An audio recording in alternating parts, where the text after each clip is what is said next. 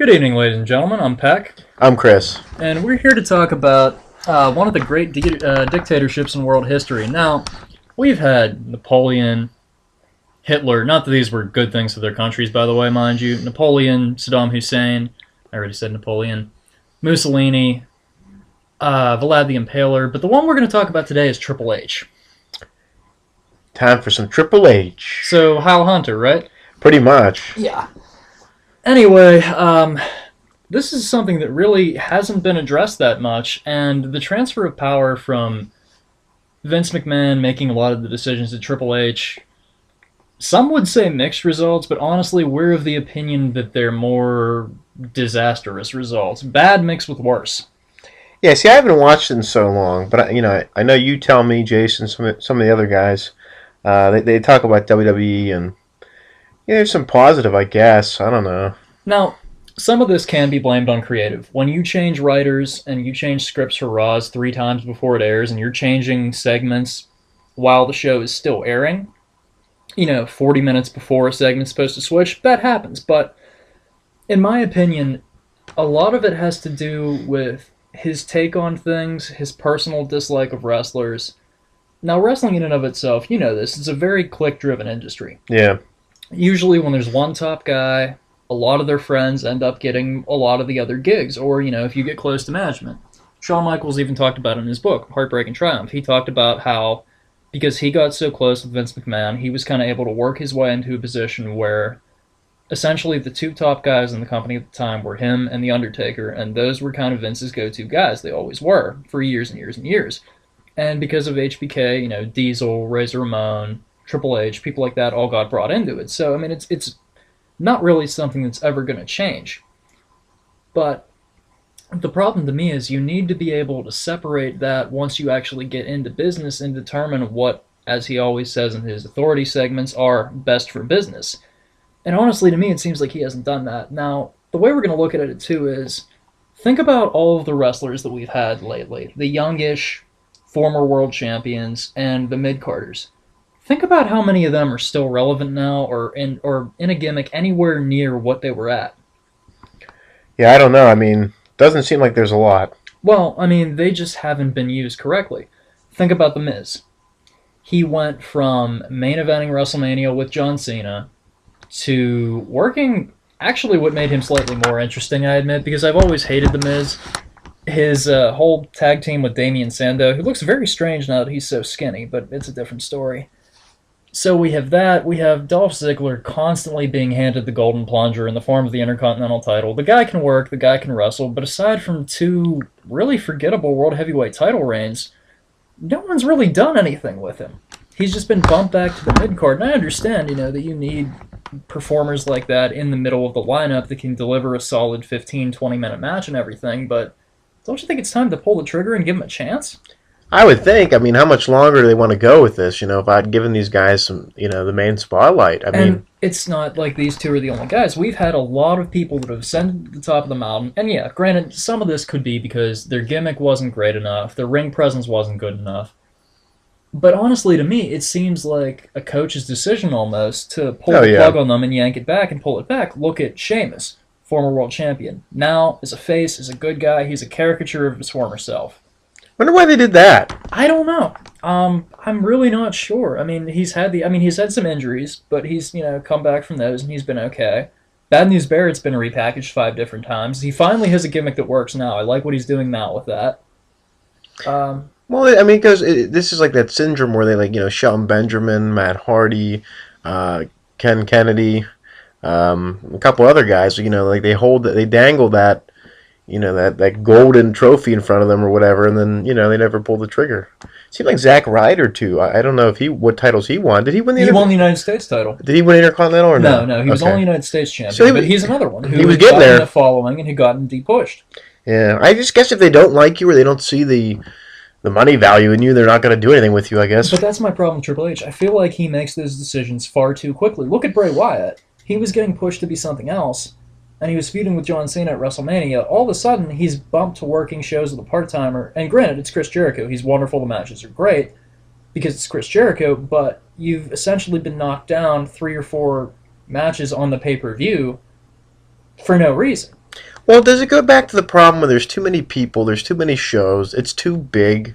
There's not like that roster of like 40, 50 guys. It seems like there's like almost 80 or so or more. I don't know. I don't watch it anymore, but that's just my assumption. Well, no, but I mean, the thing is, you can't keep putting somebody up at the top of the line, then busting them back for no reason. I mean, Yeah, it makes no the biggest sense. indictment against Triple H is he's not pushing the younger talent, Well, they use this NXT as like their cop out. Like, and it's insulting. it is. I shame on them for putting a lot of these guys on that show. Why can't they just go to the main roster? What is the hold up If there? your writers cannot come up with a situation for someone to debut and start working, I mean, you have enough supplemental guys that you have job out on your roster every single week. What, Finn Balor, aka God, I've been calling him Finn Balor so long, I forgot his real name. Prince Devitt. Yeah. You can't have him come in and beat Heath Slater like everyone else. You can't have him Yeah. beat that Tyrus or Titus O'Neil guy. I mean, honestly, what? They can't work a match with those guys I think on the main show? I think NXT hurts more than helps. I mean, people think it helps. I'm just not interested in it. I don't care at all. Yeah, it just to me it seems like I'm sure it's a great product and God bless it. I really don't care. Have you seen some of the people that work there? It's like you don't deserve a contract anywhere. Well, I mean that's the problem. It's like there's a lot of good talent there, but they don't need to be there. They need to be on the main roster. Like if it was, example like say like remember how like the UWF went down in the 80s? You don't put like Ted DiBiase on like your like like whatever show and just expect him to wrestle and build his way up for years. No, like he debuts $1 Million Man, and had a great career. That's what I think they should do with these other guys. Just bring them up. Like, what are you waiting for? And under Triple H, we've been seeing more and more part-timers attempt to inject life into the company. Now, I don't have a problem with that because there's a nostalgia factor associated with it. Yeah. And you're going to get more interest, but the problem is it's a placebo.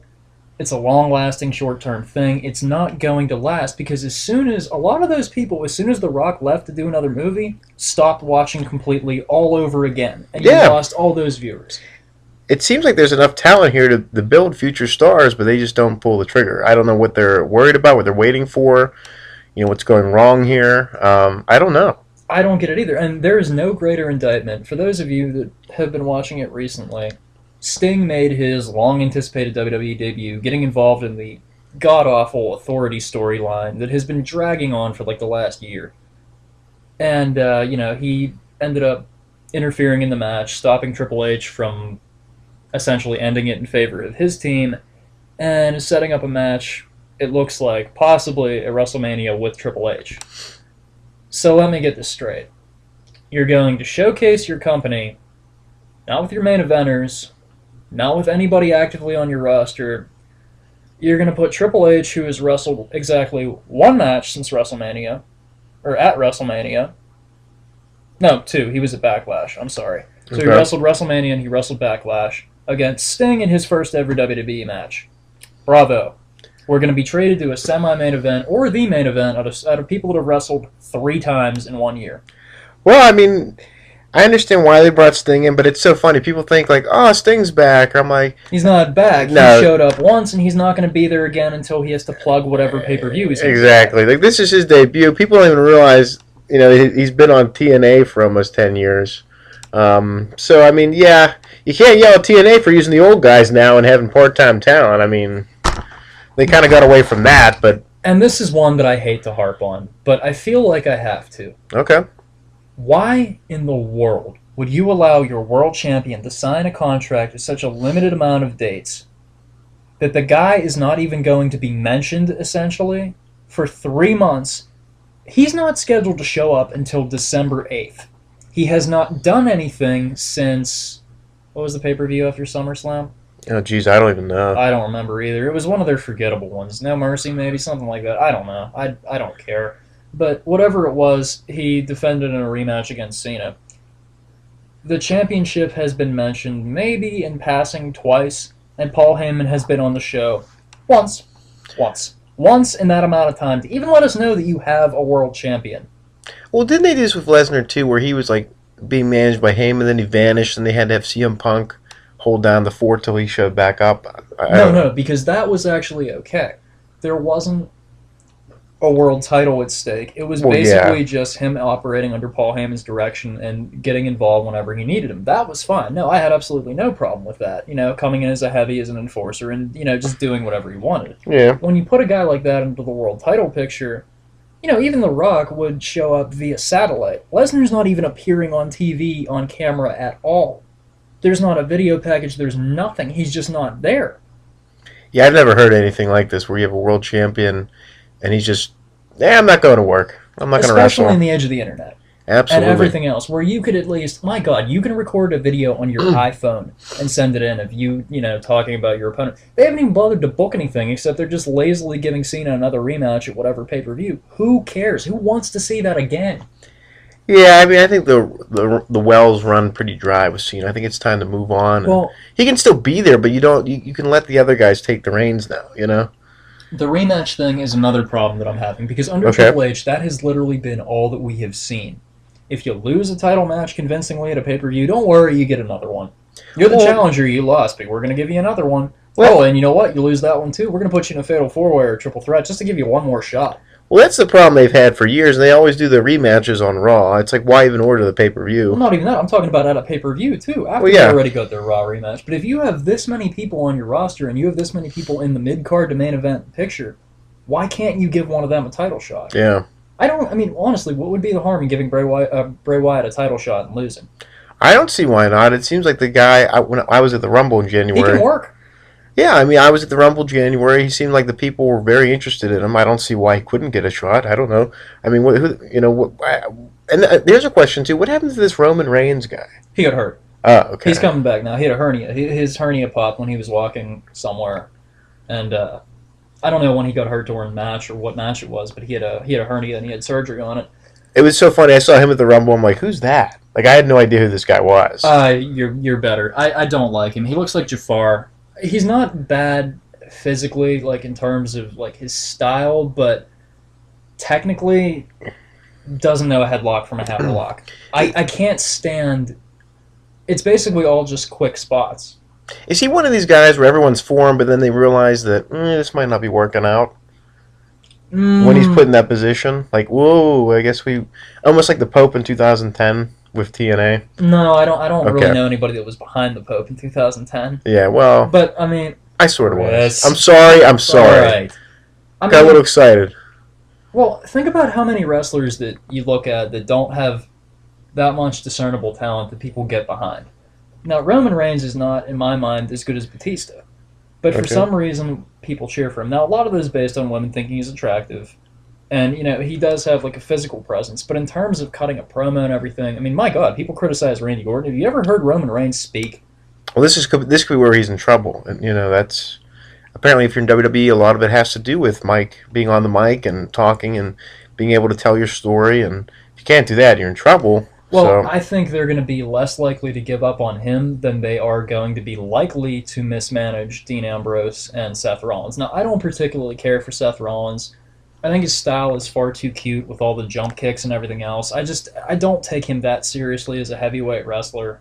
I hate his music. I don't like Ambrose's music either, but out of the three, it just pains me that Roman Reigns is going to get a title shot, a world title shot before Dean Ambrose. Now, bear in mind, Dean Ambrose is the only member of the Shield to have won gold before he was U.S. champion.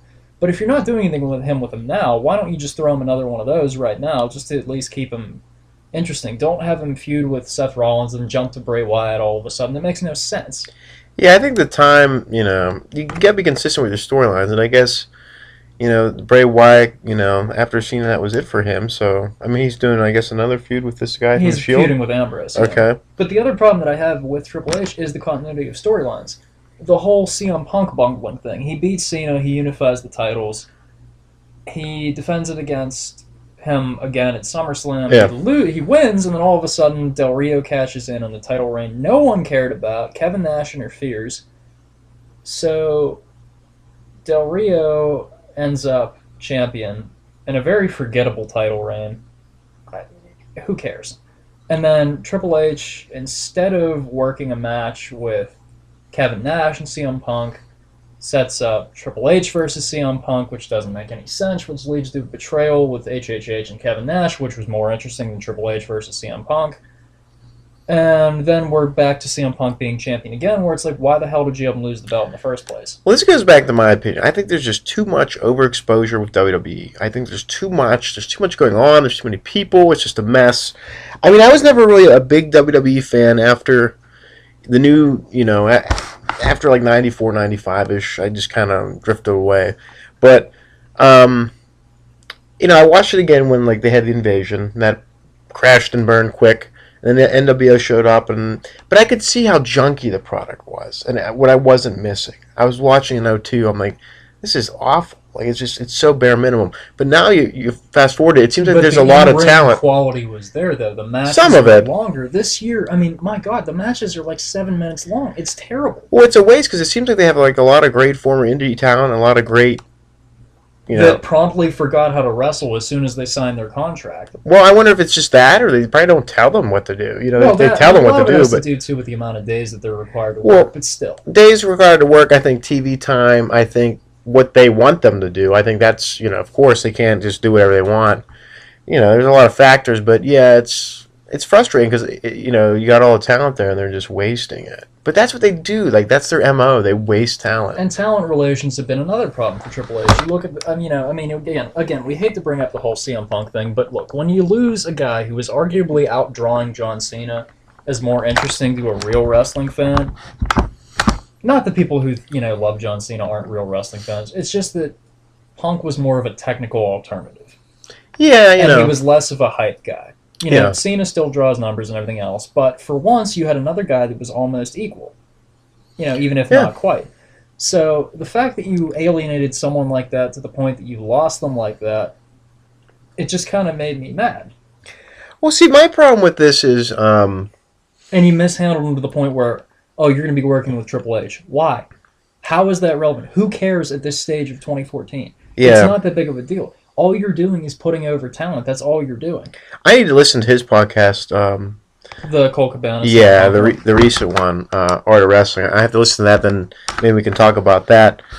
My problem is, too, like, okay, so you have Kevin Steen coming in, former Ring of Honor, I guess, world champion. And you're already criticizing his weight and his look. Well, it's not even that, and it's just like, why can't he just be Kevin, why did they change everyone's name? Why can't they just have instant credibility and show up on Raw and just start slugging? Some of that has to do with the legal rights. Yeah, marketing. Ring of Honor owns some of those guys' names. Kenny King was one of the only exceptions where he had his own name. Yeah.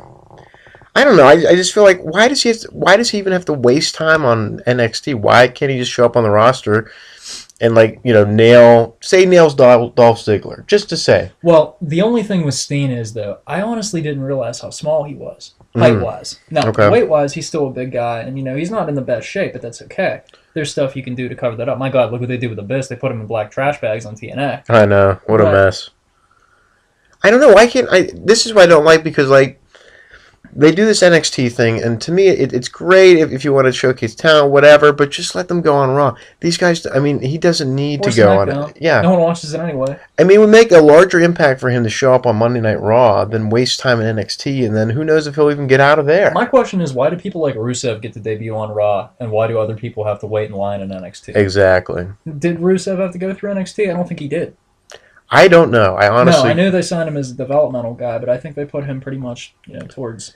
He might have been. I don't know. That's the problem. I don't watch this product. But my thing is, why waste the time when you have the talent and it's there? Because life isn't fair, and the choices they make sometimes are definitely not fair. But if you have someone like Kevin Steen, why wouldn't you just put him on Raw or have him debut on SmackDown and just go after someone that, like they did with Desmond Wolfe and TNA with Kurt Angle? They made him relevant. He came right after Kurt Angle, and he had a decent run until he got sick.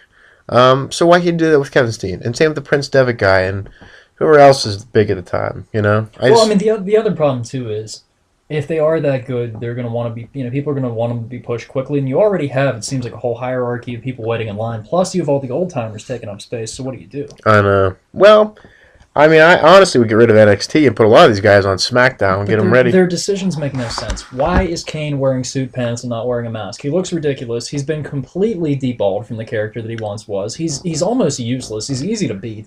Well, it's almost like the British Bulldog syndrome. How many times can you do something different with the British Bulldog and change it up. I mean, he would always come back. So, I mean, they get stale after a while. It's like after a while, you don't want to see these guys anymore. Like, And the other problem is when they write in segments for part timers that they have no intention of ever having a match, except for the fact that it's going to be maybe 8 months later, but there's not going to be any build up for it. Perfect example: they had The Rock come back and attack Rusev on Raw, and do a run in and everything. Crowd exploded and everything. A lot of idiots probably tune into Raw the next week thinking, "Oh, I'm going to see The Rock." No, you're going to see Rusev talk about The Rock, but you're not going to see The Rock. Well, that's the whole point. They're trying to grab you. Yeah, exactly. Did Sting even show up on Raw the next night? No. Of course not. I knew he wasn't going to anyway, but of course he didn't. I mean, it's great for nostalgia, I guess, but really, I mean, it's not going to... It's not helping your current product. It's like the argument people make about TNA. They should stop bringing back all these ECW people. It's been dead since 2001. Let it go. And they're right. Yeah. Because honestly, I don't need to see Tommy Dreamer ever again. I don't care. I like him. He's not a bad wrestler, but do I need to see him taking time on TNA television in a subpar match? No. No, not at all. I mean, it was fine in like 02, 03 if a startup company brought these guys in. 2006. Yeah. But, after that, it's like the older you guys get. Yeah, we don't got a lot of time left here. You're part of history, not the present. Exactly. And that's what's so hard with Sting when I looked at him. I mean, I'm glad he showed up, I guess, for the fans, but... let's be honest, a little piece of you died inside because you never wanted to see him in that ring. I know you. You've never wanted to see I never WCW hero. Yeah. Ever. Well, I never wanted to see him there, and I never just wanted to see him so old-looking like that. I mean, just too old. I mean, just the face and all that's like sunken in. It doesn't look like Sting. It's just a dude with face paint now. I don't know. To me, it's like I've seen enough of Sting. Hey, I will never forget his last match, wearing his high spots pants with the lightning on them, the pink or blue lightning, when he got pinned by whatever it was to Magnus on a taped episode of Impact. That's how your career ended to me. That's always going to be how it ended. Didn't Ethan Carter beat him up too and pin him and all that? They were all involved in that match. I don't know. Yeah, I know. It was pitiful. Speaking of dead things. I know. But, so he's there now. I mean, I'm sure he's going to show up in another pay-per-view and whatever, but... In a trial, you present both sides of the story, and the only positive evidence that we can give for Triple H is that he's able to get these old-timers to come back, and Hogan and Flair and all of this, to the help or detriment of the company. But he did two things. He got Sting to finally come to WWE along with his man. Yeah. And he got Bruno Sammartino into the Hall of Fame. Mm-hmm. To accept it. That bothered me. I didn't like that he went to the Hall. That still bothers me, because if you've said all of these things, and a lot of them are justifiable about WWE's drug testing program and all the dead wrestlers and everything else, and you stood by that and you said you'd never join, and then what, you cave and you join? Yeah, I mean... That makes no sense to me. And, not to mention that, the fact that this stuff is still going on. It's like a pride thing or something. I mean, he would be on local television for years, like, he'd be talking when WWE would come to town. He'd bash it. To know. This hitting people with chairs. This This is not what I used to know. This is not the real wrestling. This is not the time in the gym. Yeah, it just never settled right with me. I mean, watching him being so passionate on CNN going up against McMahon and everything he stood for, and then he decides, I'm just going to do it during the Hall. If he did it for charity, if he took the money and donated it, I have no problem with that. And even if he kept the money, I have no problem with somebody making money. But I don't know. It bothered me. Me too. After sitting through all that for all those years, and then it's just like, well, okay. Flush it away if you want. So, I mean, in summation, I guess we can say the reign of Triple H has been comically bad. For the most part. I mean, there's been some positive, but it's almost like... No, I really haven't seen hardly anything positive. Once CM Punk has left, the company has went more downhill to me because all of my favorites have retired, mostly due to age and injury. Or, just part-time use and whatnot. And it's just not what I used to be, and I don't like enough of the new wrestlers. I hate Daniel Bryan. I hate Roman Reigns. Randy Orton's staler than day-old bread. Kane's not doing anything. So all the guys that I grew up with or liked when I was in high school that were up and coming, they're not doing anything. I don't like Cena that much, but he's still, in the main event picture and everything. Yeah. I like Ambrose, but I don't really care enough to tune in to see what he's doing. I like Paige. She's actually the only reason I tune in, because I try to catch that segment between about 8:25 and 9:54 to see if she's on. That's so sad, isn't it? Well, you like what you like. You do what you gotta do. Well, that one thing with Ambrose, he was fighting the other guy from the Shield. Rollins. They had Yeah, one match, and then all of a sudden Bray Wyatt interfered. Now he's fighting Wyatt, and then he just forgot about Rollins all of a sudden. I don't. Well, the thing too is like Jason showed me a hardcore match. He said, "Watch this. It's like match candidate of the year, one of them." I couldn't get through the match. It was just a hardcore match. I could have cared less. I watched it. I'm like, But was it really a hardcore match, or was it I, WWE's version? Was it the one with the foam cinder blocks? I Because that's what guess they are. I don't know what it was. It was on Raw. I guess it was boring. I couldn't get through it. But yeah, I mean, like that's the thing. Like I guess they just dropped that feud or whatever, and they're done after Hell in the Cell. I don't know. Sometimes I think they cut things too short. You know. Plus, you have a guy walking around with a Money in the Bank briefcase. When is he going to cash in? Oh, that's right. The champion's not even there. It's the perfect plot. You're never going to have worry about that. You're not even on the show. There you go.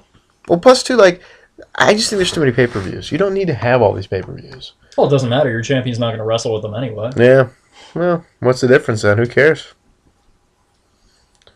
Good God. So, basically, final grade for the current Triple H reign, I got to give him an E. I hate everything that he's done, just about. I can't stand it. He's killed a company that I used to love. I was never a WCW guy. I only became a TNA guy out of necessity. WWE was always my company, and now I can't stand it. I don't blame you. If you don't like it, you don't like it. Excuse me. But I still watch it because it's relevant and we have to talk about it. Yeah. If you don't like it, you don't like it, and that's fine. If you should demand a better product. They should put out a better There's product. been things that they've done that I've liked, but it's never been consistent enough that I can say, okay, this is where we were even in 2011 when it was starting to get bad. Yeah. It goes through its periods. I don't know though. I don't know. I don't know. Well, I'm Peck. I'm Chris. Adios. See